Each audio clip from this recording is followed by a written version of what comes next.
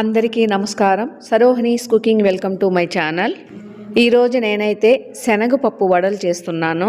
ఇవి మా ఊర్లో మా సైడ్ అయితే మంచనగపప్పు వడలు అంటారు. ఇవి టేస్ట్ అయితే చాలా బాగుంటాయి.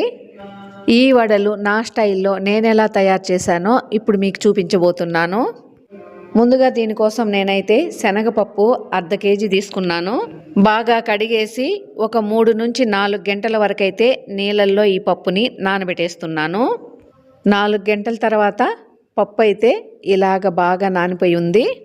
మీకు ఈ పప్పు తొందరగా నానిపోవాలనుకోండి, వేడి నీళ్ళల్లో 2 గంటలు నానబెడితే చాలు, పప్పు రెడీ అయిపోతుంది. ఇప్పుడు ఈ వడలకి కావాల్సిన ఇంగ్రీడియంట్ చూసేద్దాము. జీలకర్ర 1 స్పూన్, సోంపు 1 స్పూన్, ఒక 6-7 వరకు వెల్లుల్లి రెబ్బలు తీసుకున్నాను, 2 స్పూన్లు ఉప్పు తీసుకుంటున్నాను, కొద్దిగా ఇడ్లీ సోడా, ఒక మిక్సీ జార్లోకి నానబెట్టిన శనగపప్పు. ఇప్పుడు ఇందులో ముందుగా రెడీ చేసుకున్న ఇంగ్రీడియంట్స్ మొత్తం వేసేసాను. 1 ఇంచు అల్లం కూడా తొక్క తీసేసి ఇలా వేసేస్తున్నాను. ఇలా మిక్సీ పట్టేసుకోవాలి. కొంచెం పప్పులుగా ఉండాలి అక్కడక్కడ. నేను ఇందులో నీళ్లు పోయకుండా అలాగే మిక్సీ పట్టేసుకున్నాను. ఎందుకంటే ఇందులో ఇంకా ఉల్లిపాయ ముక్కలు కలుపుతాం కదా, అందులో కొద్దిగా వాటర్ ఉంటుంది. మీకు నీళ్ళు అవసరం అనుకుంటే కొద్దిగా అలా చల్లుకోండి. మీకు పప్పులుగా ఎక్కువ పప్పులు కనపడాలనుకుంటే ఇంకొంచెం కచ్చాపచ్చాగా మిక్సీ పట్టుకోండి.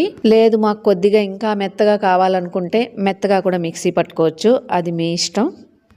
ఇప్పుడు ఇందులో పచ్చిమిర్చి అయితే సన్న ముక్కలుగా కట్ చేసి వేస్తున్నాను. పచ్చిమిర్చి అయితే 6 వరకు వేసుకున్నా నేను. కొత్తిమీర కరివేపాకు అయితే సన్న ముక్కలుగా కట్ చేసి ఇందులో కలిపేస్తున్నాను. ఒక పెద్ద ఉల్లిపాయని ఇలా చిన్న ముక్కలుగా వేసి కలిపేస్తున్నాను. ఉల్లిపాయ అయితే అందాస అవసరం లేదు. ఉల్లిపాయ ఫ్లేవర్ ఎక్కువ ఇష్టం ఉన్న వాళ్ళు ఎక్కువ వేసుకోవచ్చు, తక్కువ కావాలనుకున్న వాళ్ళు తక్కువ కూడా వేసుకోవచ్చు. ఇప్పుడు ఇదంతా బాగా కలిపేసుకోవాలి. స్టవ్ వెలిగించి పాన్ పెట్టేసి అందులో ఆయిల్ అయితే వేసేసాను నేను. ఆయిల్ కూడా వేడెక్కి రెడీగా ఉంది. ఈ వడలు ఒత్తుకోవడానికి మీరు కాటన్ క్లాత్ అయినా యూస్ చేయొచ్చు, ఇలా పాలిథిన్ కవర్ అయినా యూస్ చేయొచ్చు. ఇలా వడలన్నీ ఒత్తి ఆయిల్లో వదిలేస్తున్నాను.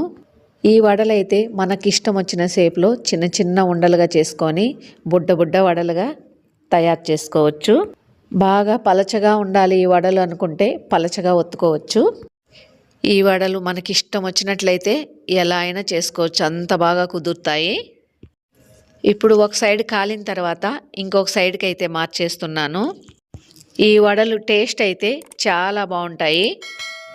ఇలా గోల్డ్ కలర్ వచ్చేంత వరకు అయితే ఆయిల్లో ఫ్రై చేసుకోవాలి.